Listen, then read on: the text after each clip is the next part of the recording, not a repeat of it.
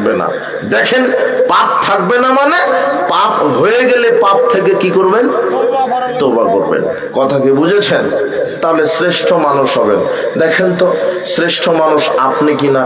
এই চারটা যদি না থাকে তাহলে আপনি সালাত আদায় করলে শ্রেষ্ঠ হওয়া যায় না, সিয়াম পালন করলে শ্রেষ্ঠ হওয়া যায় না, হজ করে আসলে শ্রেষ্ঠ হওয়া যায় না। কেন? কত হাজী সাহেব দেখবেন ভিতরে হিংসা নিয়ে ঘুরে বেড়ায়, কত তাহাজ্জুদ গুজারি আছে মানুষের গীবাত পরনিন্দা করে বেড়ায়। যারা মানুষের গীবাত পরনিন্দা করে, যারা মিথ্যা কথা বলে, এই জন্য ইসলামের বেসিকটা হচ্ছে আপনাকে ন্যায়পরায়ণ হতে হবে, সত্যবাদী গুণ অবলম্বন করতে হবে, আপনাকে আমানতদার হতে হবে, আপনাকে শিষ্টাচার, বিনয়ী, নম্র, ভদ্র হতে হবে।